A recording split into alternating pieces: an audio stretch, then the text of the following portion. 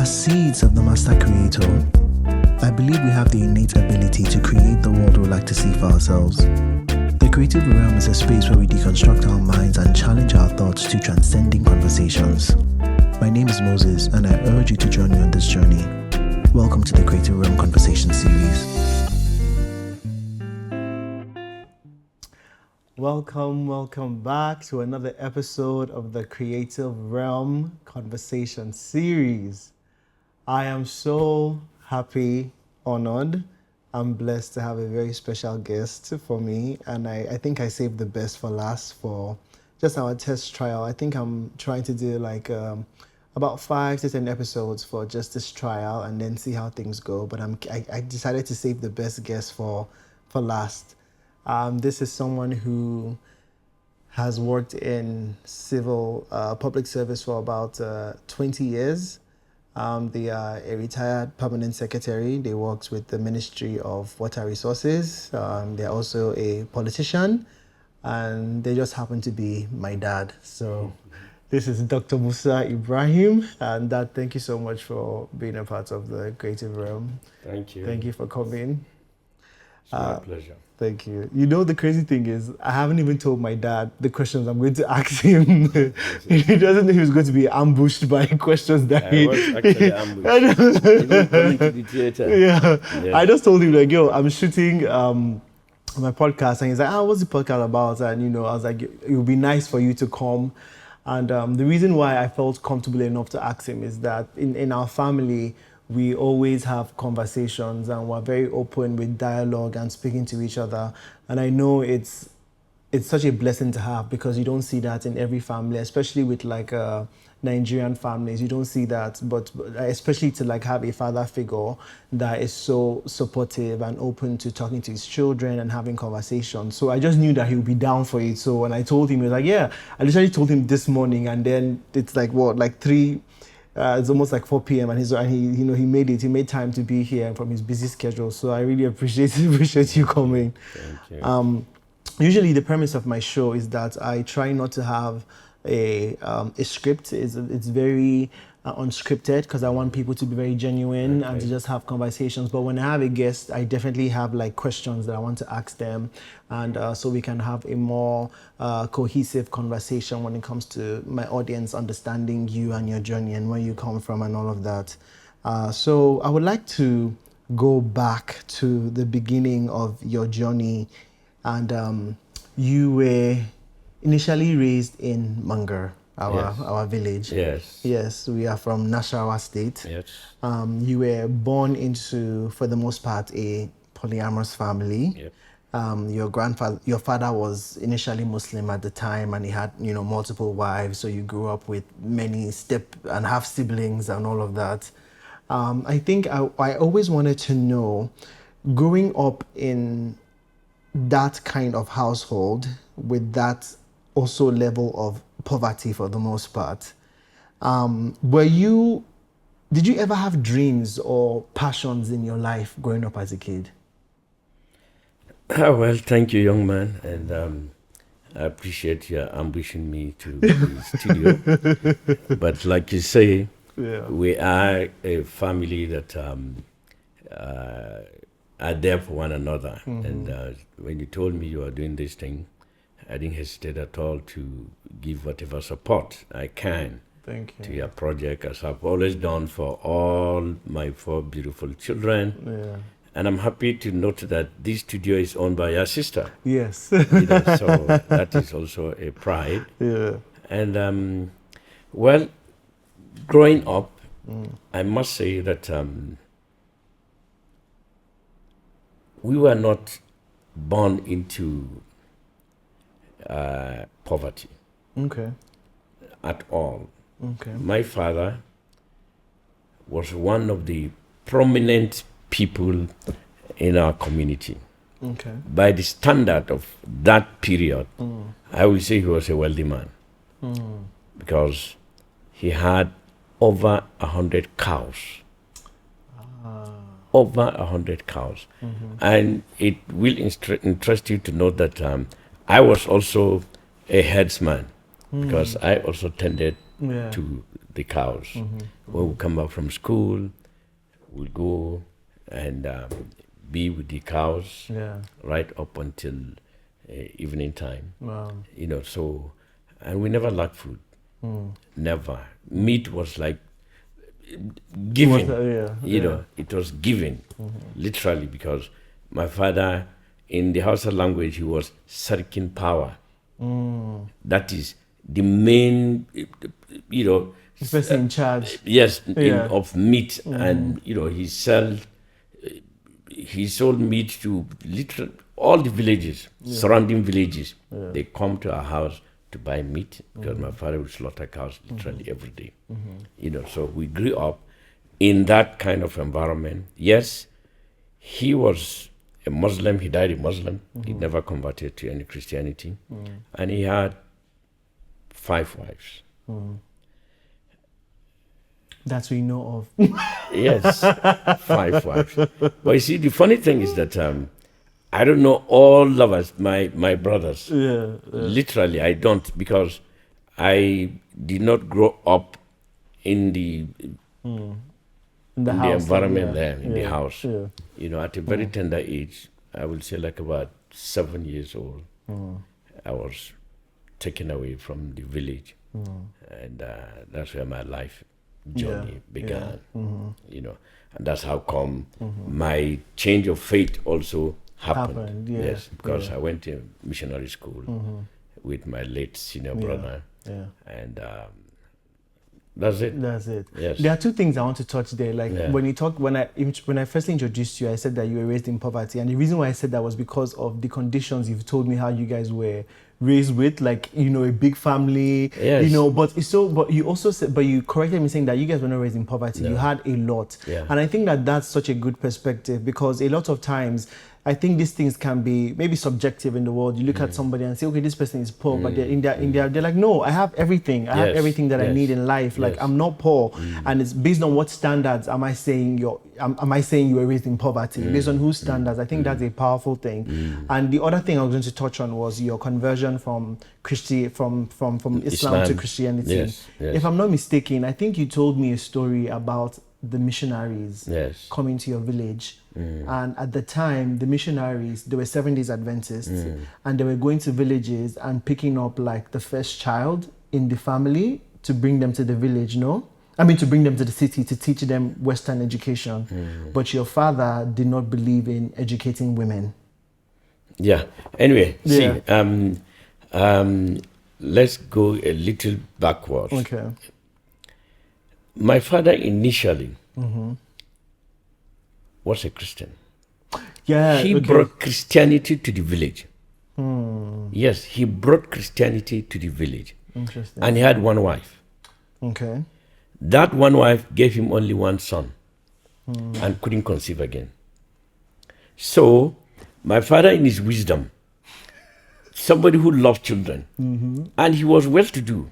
Because he was a very, very man, smart, you know, trader, going to places to, you know, and he decided, how do I get more wives? How do I get more children? And the only Christianity didn't allow him to marry another wife. So he turned to Islam. Straight. He turned to Islam. Became a Muslim.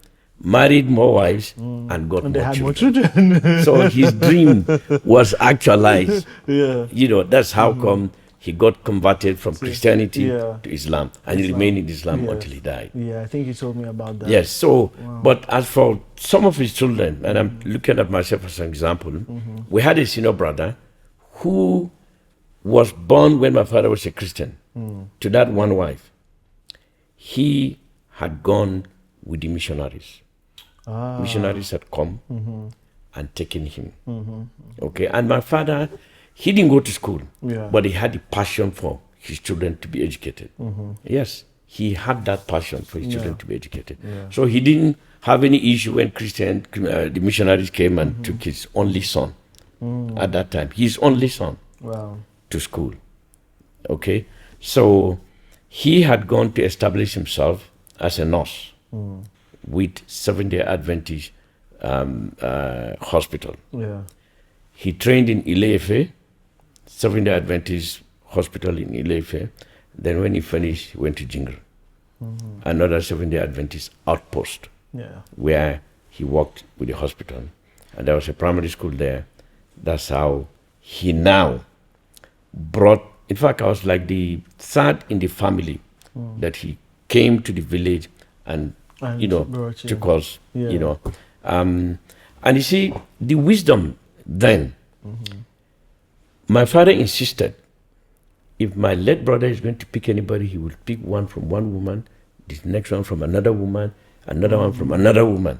Yes, that's how he did it. But he didn't pick the girls, though. Well, you see, my late brother he took my senior sister. Okay. Yes, my late brother took my senior sister. Because she was first, I was number 2. Yeah. He took my senior sister, went to Jingri. My father went to Jingri and said, no, bring her back. Girls' education will not amount to anything. Come and pick the boy. Very misogynistic. That is how I got the privilege. If not, it would have been my senior sister. Your sister, yeah. Yes. She has started, and she was very brilliant too. But my father went to Jingri, convinced my late brother, and said, no, she should come home, get married. And that's how I got the opportunity. Yes, and I went. Okay, that makes sense. That clears things up. So going to Jingri now to go and be with your late brother, yes. And you started going to school there, learning Western education. Yes. But it's so interesting that just a little thing to touch on before I move on is that you talk about like the white missionaries coming to your village. And I think sometimes we think about like colonization and the assault of what it has done to our continent. And we think about it as something that is so far off away, but it's like it's such a tangible history when you think about white people coming to your village. Like I know that stuff had died down when it came to like, the slavery thing and all of that. So at some point we were intertwining our lives with them, or they were intertwining their lives with us. So they were living in our community and being a part and like building these churches and schools and stuff like that. But I just find it so interesting that it's such a tangible story to you and it's not something that is so far away. So I think it just gives us context when we talk about where we are as a nation or what we have, how far we have come as Black people. Is like the history is not that far away to tell people to get over things or to get over colonization, or to get over racism. Like it's not that far off when it comes to like, I think that's the premise of what I think of. You see, let's not get mixed up here. Christianity, those missionaries were genuinely doing the work of God. Genuinely, there was nothing like colonization in their mindset. This is post-colonization.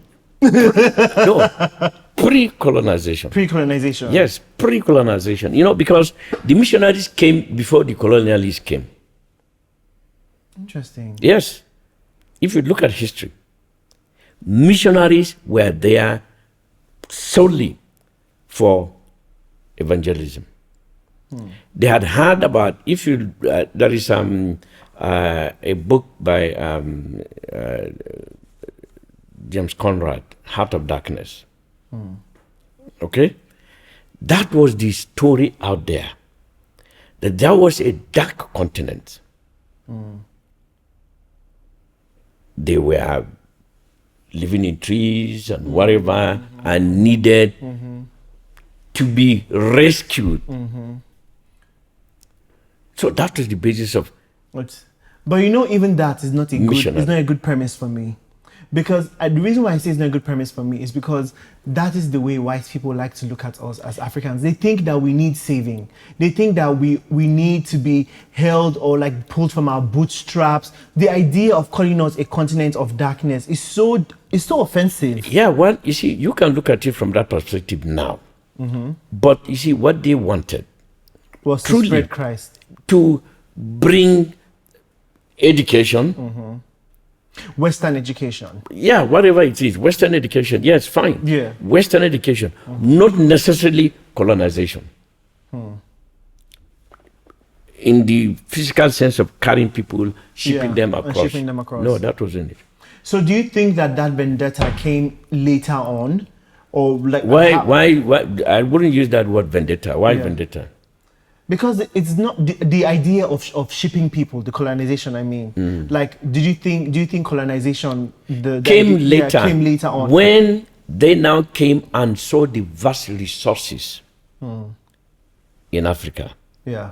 And they saw able-bodied people. And don't forget, that was the time that these Western nations were also developing. Yeah. All right? So they needed extra hands and they needed more resources. More resources. So missionary work now turned into something different. Something else. Yes. Yeah. But Dad, you didn't really live through colonization now. How do you mean? Like, were you around when they were shipping and slaving? No, of course no. not. Of course not. Okay, that's Definitely fine. Not. So that means in your particular case, when it comes to the missionaries that had come that's to what village, we saw. This is post-colonization. Yeah, well, that is true. That is what we saw. Yeah. Yes, that is what we saw. We saw the missionary aspect, the good aspects of the white man's influence, intervention in particularly Nigeria here. Yeah. Okay, and of course across Africa. Yeah, but the pre-missionary work, which was the colonization period, of course we didn't see that. Yeah. There's still a level of it for me that I don't know if I find. I guess it's part of my not struggle, but my intuitive questions when it comes to Christianity and stuff, is that there's a level of, I feel like as Black people, we always have to question and dissect every single thing that white people have passed down to us. Like, I can understand you having this sentiment of, oh, it was a good thing and all of that, but on my own level, because I didn't see the colonial aspect, the changing of Africans, we read about that. Now that you're a Christian, I'm sure you appreciate your faith and you appreciate, but on some level, I do feel like we are now stuck as it. Well, I'm going far away from our conversation, but we'll come back to this and dissect it a bit more. I think what I also wanted to ask is, so when you moved to Jingiri to be with your late brother at the time, did your life? How did you see your life beyond your circumstances? Did you think about, because eventually you had traveled to America to go and further your education. So I'm just saying, did you ever dream about traveling? Did you ever see a life beyond your immediate environment and circumstance? Or were you even aware of a life outside of what you knew? No, I wasn't. To be honest with you, I was not. When I left the village, Mangar, to Jingiri, yes, it was an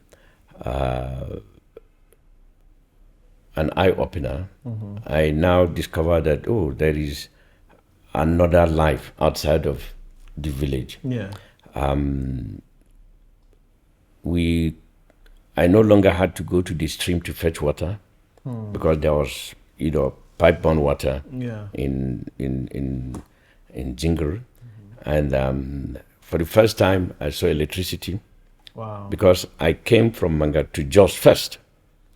Jos was the capital of Benue Plateau then. We spent the night in Jos. And that was, I said, like, wow. Then I came to Jingiri. Yes, Jingiri is a smaller town, but quite bigger than Mangar, where I'm coming from. So my perspectives about environment and about life started changing. Okay? And I think that is where I now paid greater attention to education, because I now discovered that with education, I could go far. Yes, it was at that moment. So finished primary school, came top of my class in primary 7. Then there was primary 1 to 7. Primary 7, I was top of my class. Then there used to be common entrance examination. I think we still have that. Yeah, we did common entrance examination. And first I did in primary 6. I passed, went for the interview. Funny enough, the principal that interviewed me said I should put my hand, touch my left ear, you know, and my hand couldn't reach it. So the guy said I wasn't ready for secondary school. I should go and finish primary 7. Yes, that's why I didn't go to school in primary 6. I was still too small. Wow. Yes, so I had to do primary 7. But my late brother, who were in the same class, because he was senior to me, his son reached and they took him. You know, so I did primary 7, did common entrance again, went to the same interview, and it was the same principal that had interviewed me the previous year, that interviewed me again, and this time around, my hand touched my left ear, and I qualified, and I went to Government Secondary School, Kuru. Wow. Yes, you know.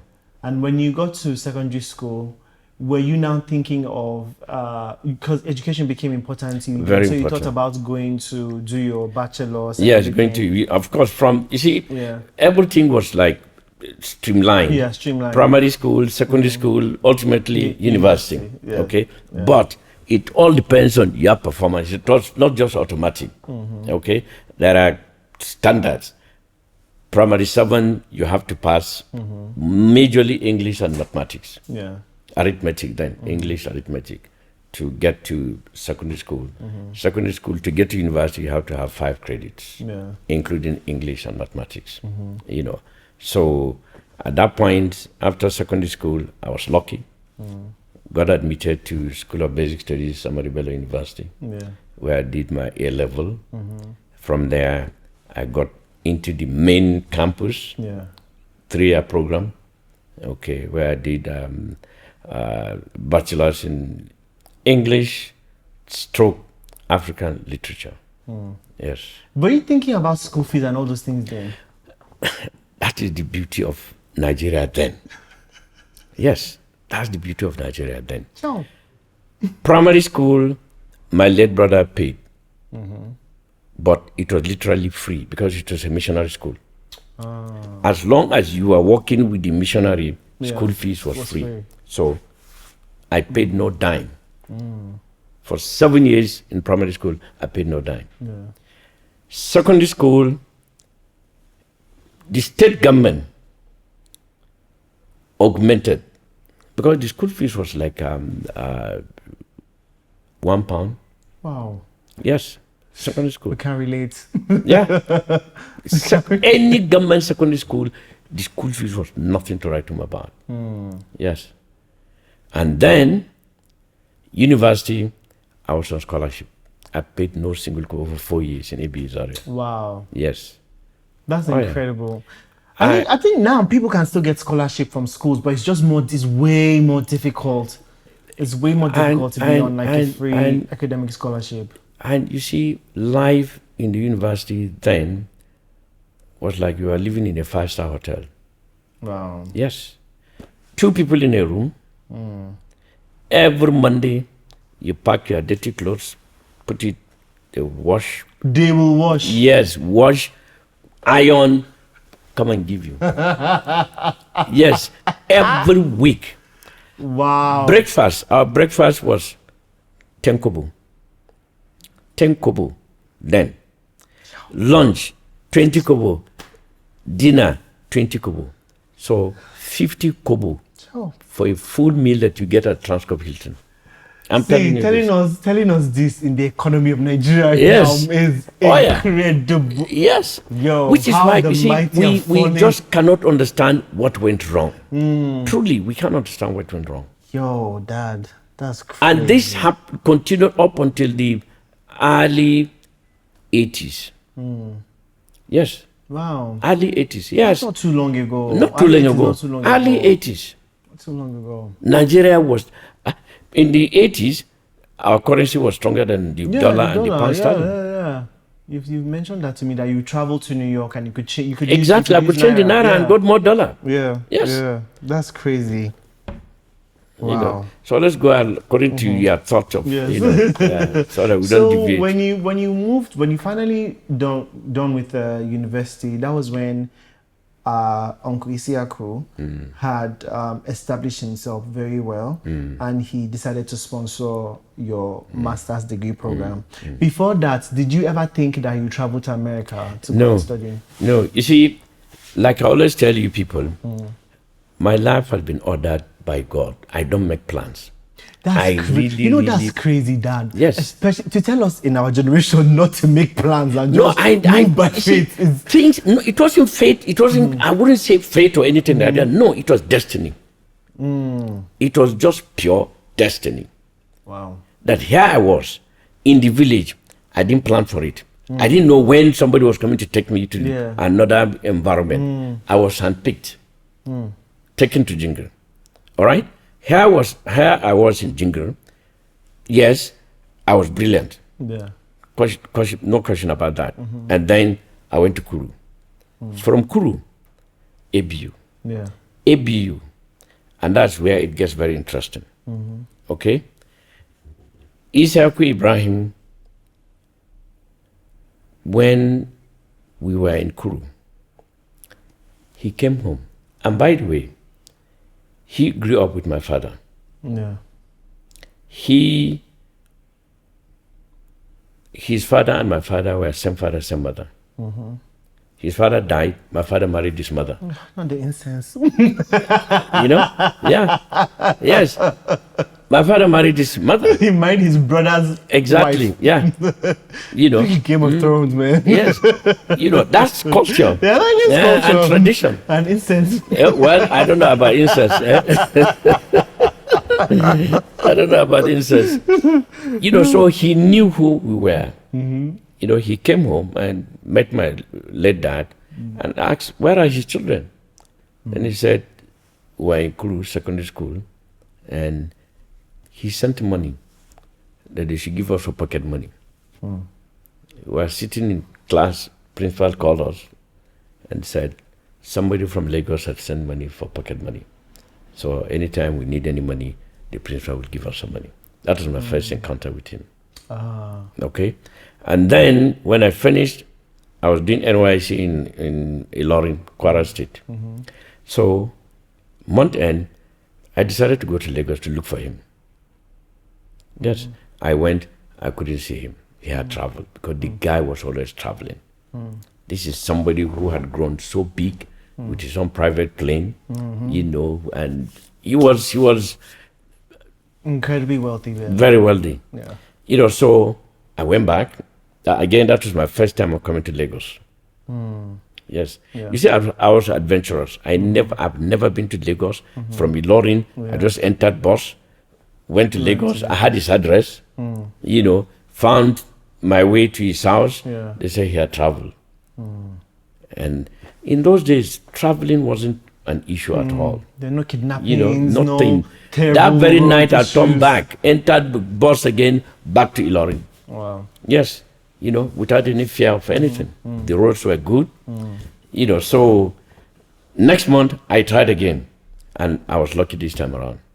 So I met him, and he was happy that I had finished university. I was doing NYC.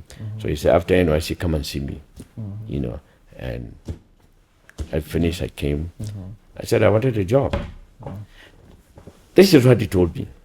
He said, Nigeria of today will not be the Nigeria 20 years from now. Your first degree will not mean anything. So I will send you to America to go and do your master's. Those were the things he told me. So I'll sponsor you to go to America. So again, this is where the destiny thing I'm telling you about. I never planned going anywhere. My main ambition was to get a job in Lagos. Yeah. But here he was offering me straight to scholarship to go to America. And how was your experience in America? Because you went to Howard University. HU. Yeah. So how did you experience like being? Because Howard is a black. Purely black institution. It's a HBCU. So how was your experience with that? And you see, I got admitted to 3 universities in America. But my uncle's friends, who had gone to Howard, convinced me to go to Howard. That Howard was one of the best universities Which in other America. universities did you get admission to? I got admitted to Pennsylvania University. Okay. Yes, and then I got admission to a university in New York State University. Oh, I see. I didn't know that. But they convinced me to go to Howard. Howard. Yeah. Crazy. That Kamala Harris was your she was your classmate or something. No, not classmate. I was doing my master's. She was doing her undergraduate. And we were on a campus paper called Hilltop. Wow. You know, so I met Kamala Harris. That's incredible. That's how life can, you know, have. And that was, so how old were you when you were doing your master's then? I was, don't forget, I wasn't married. I was 1982. I was like 20 what? Yeah. 26? 26, yeah. But is this when you now started thinking about marriage? No. I finished masters, came to London, worked before I even started talking of marriage. About marriage, yeah. What stage in your life did you get to that you felt like marriage was the next thing for you? Again, it just came. It just came. You didn't plan to say, "Oh, I'm about to get married." No. Because I know how you and mommy met was that you were the best man for your best friend's wedding. Yes. And mommy was the chief bridesmaid for her best friend's wedding. Yes. And then that's how you guys met. That's how we met. That's how we met. So you were in London then, you just came back for the wedding? No. You see, I even missed the wedding. I didn't go. Oh. I didn't go. You missed Uncle Tom? Yeah, I didn't go. Yes, I did not go. So it was after the wedding, your mom followed them to Kano. You know, accompanied her friend, the bride, to Kano. You know, that's the custom, stay with the friend for a few days, you know. So I was in Lagos. I hadn't gone to London yet. I was in Lagos. Yes, I was in Lagos with my uncle, you know, and then I flew to Kano. Since I didn't attend the wedding, I brought some gifts for them, you know, and that's how I met her. That's your mom. Okay. Oh, yes. Wow. Yeah. Okay, I didn't know that you didn't attend their wedding. No, I didn't attend the wedding. Okay. Wow, that's incredible. So, where were you based then when you came to Kano? Lagos. You had moved back to I was in Lagos. I was in Lagos. And when you went to London, to take you back, that was when you were working with Uncle. Talking Drums. There was a magazine called Talking Drums. And that's why you were working with him. Yes. And then, because you studied for your masters, you studied mass communication. And did you have any dreams or passions of going into media or using that, or that was just something you liked to study, and then you just wanted to see what life would bring? No, I have been interested in the media. Even right from secondary school, Kuru, there was a campus paper that I was writing for. In ABU's area, I was even editor of a campus paper. Wow. Yes, called the Pyramid Magazine. I was editor. And then, while waiting for my trip to America, I worked with New Nigerian newspapers. Wow. Yeah, so I've been in the media all along. Yes, all along. And choosing mass communication and journalism was deliberate. Yeah, very deliberate. But that's so amazing that your career had absolutely nothing to do with, I mean, I guess on some level it's intertwined, but moving into like public service, it was never, you didn't go into writing, like you didn't work for like a newspaper or like editing or doing media stuff. You went straight into like public service, which is, you know, technically quite different from from what you have studied. But I think that's very similar to a lot of people. Like we study something and then we end up somewhere else, doing something else and all that jazz. Wow, that's really cool. I don't want to still stay on track. When you had met mom, I know that I think that was when she had encouraged you to go back to do your PhD. That was after I married. After you guys got married. Wow. So how did you guys maintain the relationship when you had met her in Kano? Yes. You see, when I met her in Kano, I was about going to America. Okay? So... Wait, like for your masters? Yes, now. Oh, really? You met mom before you went? Yes, before I went for my masters. Wow. Before I went for my masters. Yes. Amazing. Yeah. So when I traveled to America for my masters, we kept in touch. Yeah, in touch. Okay. And then communication broke down. You know, there was no telephone, FaceTime, no calling. You know, all these things. So communication broke down. And then I came home in 1983. Yeah, came home in 1983 for elections. Yeah. and went to Jos. That's when we now reunited. Now united. Yeah, we reunited. Oh, wow. So when you guys got married and everything, when in that marriage did mom bring up, because I know you always credit her for pushing you to go get your PhD. You see, we got married. I was working in London. Yeah. We moved to London. Okay. Was it hard to convince her? No. But see, I brought her to London before we even got married. Ah. Yes. Okay. Oh yeah. I brought her to London before we got married. I told the father, I said, look, I live in London. I want your daughter to come and, the father, policeman, very strict policeman, started asking whether I wanted to elope with the daughter. I haven't paid the bride price and I'm carrying the daughter to another man's country, blah, blah, blah. Fair questions. Yes. So I assured him that I would bring your daughter back. Yeah. Showed him that I bought her a return ticket. Anyway, I convinced her, so he allowed her. We went to London, and it was in London that we decided we were going to get married. Yes, we didn't plan that at home, but when we got to London, we decided we were going to get married. And then I bought so many things she came back home with, and that convinced the parents that this young man was serious.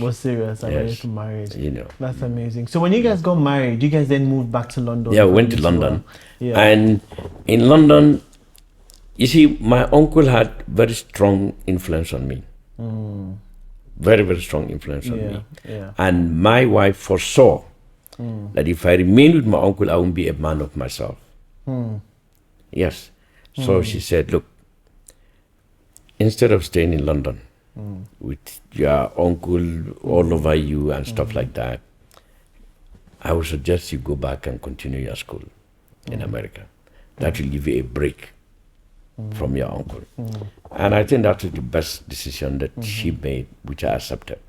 And by the way, her mom has a very strong influence on me too. Yeah. We hardly, I take her advice very seriously. So, and that was it. I called Howard. After all, that's where I did my master's. So it wasn't difficult for me to get admitted to start my PhD. So where was mom when you had moved back to America to go and do your PhD? We were together. Oh, you guys both moved to America? Yes, we went to well. America together. Oh, wow. And that's when Melissa, my Melissa was sister, born. Yeah, my older sister was Melissa was born in America. Yeah, in America. And then you guys now came back to Nigeria and gave birth to all of us here. Ciao. I don't know why people did not continue giving birth to all the children in America. And you see, this again, that is the destiny that I'm talking to you about. Charles, it was not a destiny to have a blue passport. No, I mean for me. Okay. One day, after I just came back from school. Yeah. And I just told her mom, I said, look, we need to go back home. That's one of my questions, because I know eventually you guys were building a life there in America. In America, yes. And then all of a sudden you decided to move back to Nigeria. I just told your mom, I said, look, and it's good to have a woman that is understanding, respectful. And, your mom didn't raise any iota of doubt or anything like that. Why are we going back home and all these things? I just said, let's go back Let's go back to Nigeria. And that was how we relocated to Nigeria. I had no job, but I had a PhD. Wow. That's the most important thing. Yes. Came, we stayed in Jos. Yeah. Luckily, we had a house given to me by my uncle. So we stayed in Jos, and that's how you were born. Joshua was born, Faith was born, and then the struggles. You went through. When I came, I was offered job with the University of Jos as a lecturer. Yes, I was offered a job as a lecturer. Yeah. And the money then, I think it was like about 3,000 naira or thereabout. Oh my God. Yes, 3,000 naira per annum. I just looked at it and I said, no, it's not for me. Yes, I'd rather hustle than to just get myself. And so I started coming to Abuja. Every week, Monday to Friday, I'll be in Abuja. Friday, I'm back in Jos. Saturday, Sunday, Monday, I'm back in Abuja. Building contacts, building network. A lot of my classmates from AB Zaria were already here in Abuja, in government offices, So that's how I started navigating myself. Yeah. And building your network. Yes. And that's how you got into civil service. Yes. Eventually, from Jos, we had moved to Abuja. You became a director at some point, working for PTF. And then slowly, eventually, you reached the pinnacle of your career, working as a permanent secretary. And you did, dabble into politics a little bit. No, I did. In fact, before joining civil service, I was in politics. Yeah. We formed the People's Democratic Party.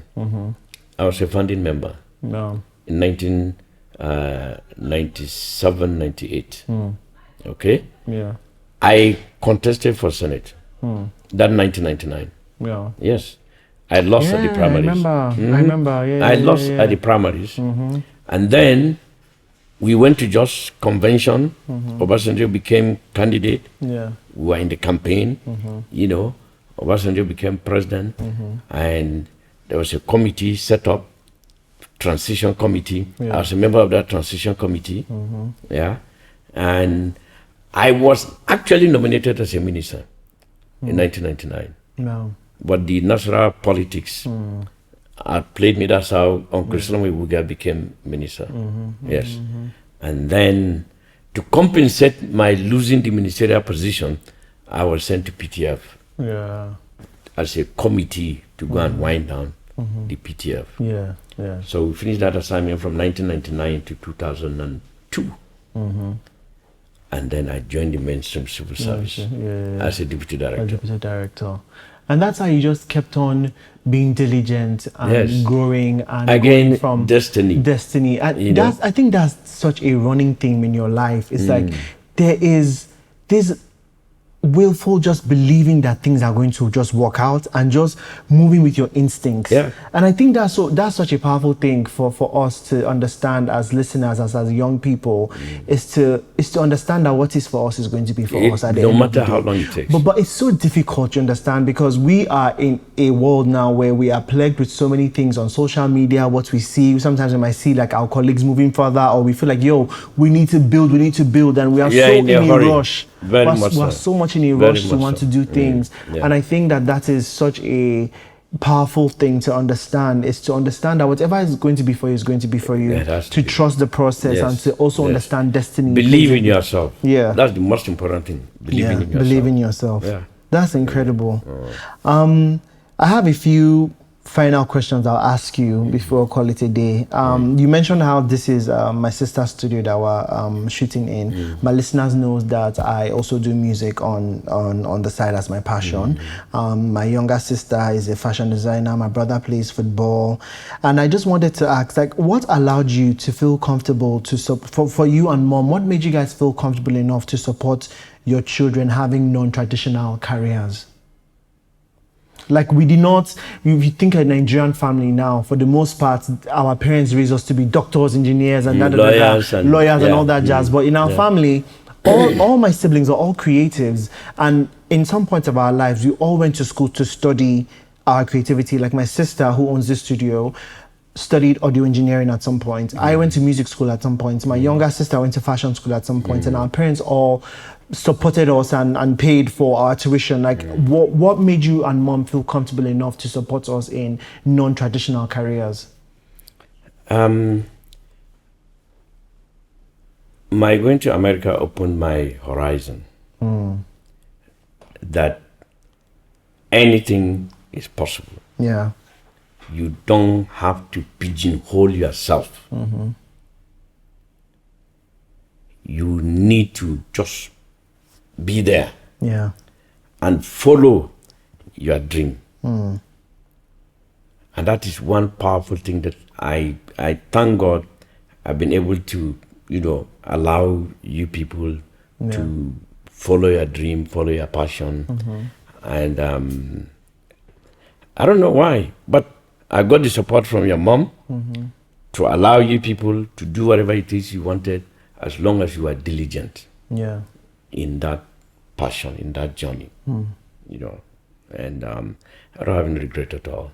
That's amazing. At all. But really it's the America that opened my your horizon. Yes. What advice would you give young people on career and success? Follow your own self. Don't look at any other person and want to compare or be like. No. Whatever it is that you are, nobody will take it away from you. Whatever it is that you are. And so you have to develop yourself by yourself. There could be some stumbling blocks, but stay the course. If you stay the course, not because, oh, you are here, you see somebody doing something, is prospering there, you abandon your own, you want to go and follow where that person is, you cannot make it. You can never make it. And that's the mistake that young people make, unfortunately. Okay? There's this peer influence. Avoid peer influence. Yeah. Yes, you could have some role models. Pick one or two role models. Understand where that person is coming from. And you'll find that those successful role models never found it easy. Yeah. Yes. And once you get yourself to understand that nothing is easy in life, then you will stay your course. Stay your course. Yeah. Eventually. That's basically that. Okay. All right. That's great. I think I'll end it on that last question. It's been so great having you here. It's been such an honor. Like I said, I saved the best for last, and I'm so grateful that you took time out to come and speak to me and my listeners. So thank you guys. I hope you guys enjoyed that. Thank you so much for tuning in to another episode of the Creative Realm Conversation series. And I'll catch you guys on the next episode. So thank you. Thank you. Thank you for having me. Yes. And I hope whatever it is I've contributed will add value to what you are doing, and I wish you the best of luck. Thank you very much, you. Dad. I appreciate it. All right. Thank you. All right. See you guys. Bye.